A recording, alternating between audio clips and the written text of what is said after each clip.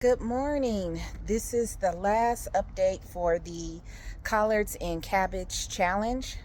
Let me show you what I got. So these are the collards right here, and I actually came out and cut some leaves because some of them weren't good, and it looks like I have to cut some more. But this collard right here and this one right here are the ones for the challenge. I had to take this one out. It looked like something came back here and broke this. So I had to take it out of the challenge. But we got this one. Look at that. And this one. So I got to put some covers on top of here. Here are my mustards. My mustards are doing pretty good. So I'm happy about that. These are all of the cauliflowers. And looks like I got an onion going back here. This one's growing back there. And these are Brussels sprouts right here. Let's move over to the cabbage. I'm a little bit tired, and I'll tell you why in a minute. So these are the cabbages. Look like something came over here. But then we're getting a little cabbage ball, so I have to cut that off. I mean, I literally came out here and just cut all the bad leaves. Okay, so this is the one I'm putting in the challenge, and this one. I would have loved to put these in the challenge, but I just planted them I got the seeds too late. So, and of course, we got more onions growing. They're growing. They're growing. Love onions in this house, onions and garlic. We put it in everything. So let me tell you what's going on with me. So I get allergy injections. Now I get them monthly. I was getting them weekly. Then we went to bi-weekly, now monthly.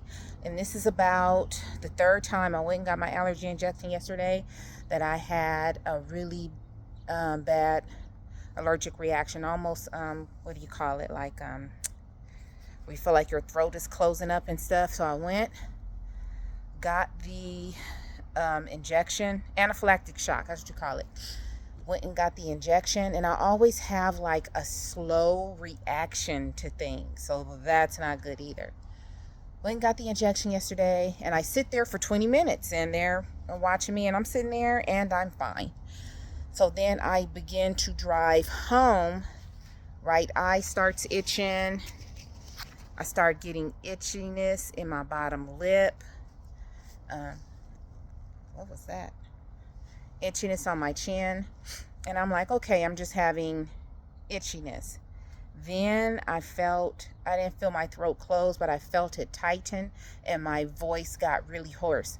So I was almost home.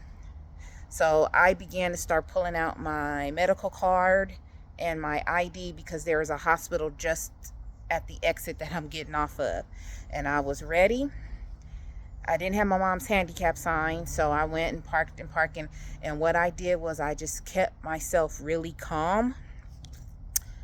And I get there, and they're like, okay, fill this out, and you can have a seat. I said, I'm not having a seat. And by this time, I'm like shaking, and I have warm tea in my hand, and they're looking at me. And I said, and I filled out the form right there. They said, you can say, I was like, I'm not sitting down. I said, I feel like something's going on with my throat. And so the security guard was very humble. And he said, when's your birthday? And I said, 7/4/1974. Gave him my name, gave him my ID. He gave it to the lady, and they took me in the back right away. Fight for your health. Because I would not sit down. If I would have sat down, they would have ignored me. You can sit down and fill it out. I said, here's my name, here's my ID, here's my card. I need someone to come out and give me a shot or do something. The good thing is I always have Benadryl and stuff on me, and I do have an EpiPen. In fact, I have 2 EpiPens sitting in the house, and I didn't change out the old EpiPen, so I didn't want to take a shot with the old EpiPen that I have. So I had Benadryl, and so when I was in the car at the light, I bit half of the Benadryl and I put it up under my tongue. Got there, they got me to the back, and the nurse said, I could tell your voice sounds really hoarse. And she said, I've been through this before. And I told the lady, I said, I just tried to stay very calm. The nurses were very considerate. And they gave me like an injection of Benadryl. They gave me an injection of actually for an antacid. They said, we know we use this drug for antacid, but this kind of helps counteract stuff. And they gave me something else. And they said, we're going to put this in your IV really slow. And they said, you're going to feel loopy. And man, was I like, I was out of it. I made sure I called my mom a couple of times. I said, I'm okay, I'm here. And she drove on down to the hospital. And I must have got there about, I'll say they checked me in at 2 o'clock. I was out of there by 4:30. Because even though I was drowsy, I woke up. I text one of my colleagues at work. I said, hey, I have a meeting. Let them know I can't make the meeting. I'm at emergency right now. So I also emailed my doctor, let him know, because this is the third time this has happened. And he's probably going to bring me in for an appointment and recheck me, re-diagnose, redo testing to see what in the antigens is causing this to happen to me. So I will not be getting another injection until he calls me in for an appointment and just figures this out. So I woke up this morning and I had that's the crossing guard, sorry, at the little junior high right here. I had a really bad headache because I went and worked out yesterday morning. The doctor told me don't get the injection after you work out. So I went and worked out at 6, was home by 7. I didn't go get the injection. I didn't leave the house until after 12 o'clock to go get the injection. And they start at 1, so I got the injection at 1, and I sat there for 20 minutes. And then when I came home, all of this started happening. So yeah, when I woke up this morning, I had a really bad headache, just all in the front of my head. I took some Tylenol last night. When I got to the hospital yesterday, my blood pressure was 182 over something. And I'm trying to think, when I went to the wound clinic a few weeks ago, my blood pressure was like 200 over something. So I immediately got back on my regimen of fish oil pills and cinnamon pills and all this stuff. So when they took it, it was 182. But I'm trying to think, when I went somewhere, I went to the dentist. I went to the dentist on Tuesday, got tooth fixed in the front, and they took my blood pressure and it was 142. And they was like, whatever you're doing is working. Your blood pressure, went down. And I said, yeah. But when that incident happened yesterday, see, people don't want to stop their cars. Kids don't want to not cross the street. It's a mess. But I'm happy the crossing guards are like that, if you can hear what I'm hearing. So anyway, I think I was just so stressed yesterday trying to make sure that I got to the emergency room. Even though I was trying to stay calm, my blood pressure just shot through the roof. And then they got it down to about 158. And then when I got home, I took my fish oil pills and my CoQ10 and my cinnamon pills for sugar, for blood sugar. And that's what's going on. Yeah, kind of had a little scare yesterday. But when something like that happens, get to your nearest urgent care, get to your nearest emergency room, and stay calm. Because when you start panicking, that makes your blood pressure go up, that makes everything go up. So try to stay as calm as you can, and try to work with the healthcare professionals and answer all of their questions. And that's why I wanted to stay calm, because I didn't want to start overreacting and breathing and faint. So I just stayed calm, especially because I was by myself. So try your best. It's hard to say that, but try your best to stay calm with situations like that. So that is the end of my collards and cabbage video.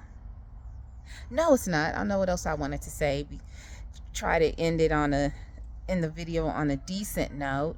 I was watching Broke Farmer's video this morning. He was doing his 4-year food forest video this morning, and he mentioned 2 things. He mentioned that his blood red orange tree has not produced, neither has mine. I've had it for a couple of years. It has not produced.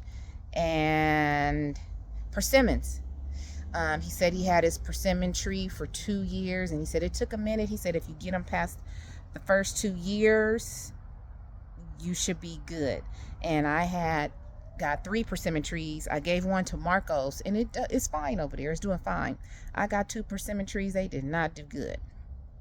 So I'm going to try persimmon trees again and put them in containers and let them try to grow for a year. In containers, and just leave them alone in there, and then eventually put them in the ground. I love Broke Farmer because even though he's in Zone 8B in Georgia, we have a lot of similar gardening situations, and he tells the truth like it is. Just like I love Miss Linda. Miss Linda is in the same grow zone as me.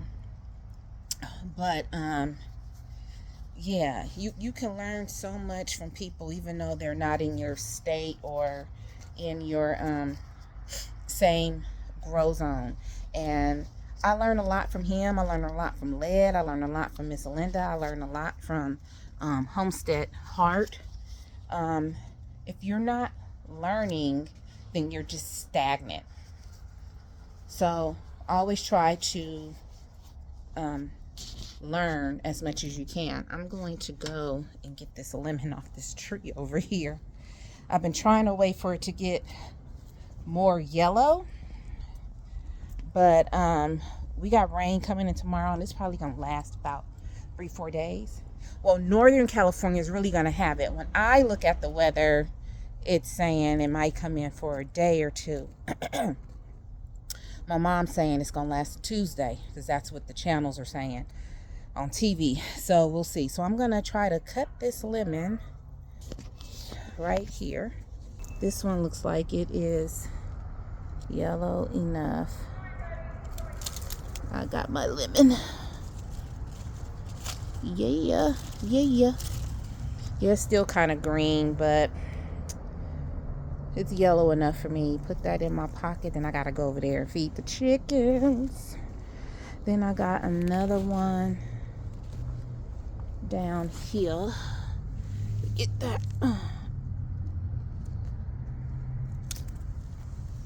So I got two. But I got some more growing. They're green. I got one, two, and I got a third one down there. I was trying to see if I got some more. And I got 2 little limes over here. 2 little limes growing on the lime tree right there. Yeah, this plum tree, I got to put a stake in it. It's leaning. And that's my other Santa Rosa plum back there. These plum trees produce like crazy. That's something else he said. He talked about his Santa Rosa plum. He said, wow, he said they produce all the time. As you can see, I got open pomegranates. I need to cut off the tree back there. But yeah, if you can, get you some fruit trees. Put them in containers until you can put them in the ground. And then, my eye's itching, sorry. And then keep it moving. It's good to have lemons. It really is. And if you can grow your own, do it. Okay, so let me go and feed these chickens. They looking at me like, you on a video and you should be feeding us. And plus I need to check and see if they got some eggs. So as I always say, please find peace within yourself and please be peaceable with everyone around you. I love you all. Have a fantastic Friday. Bye.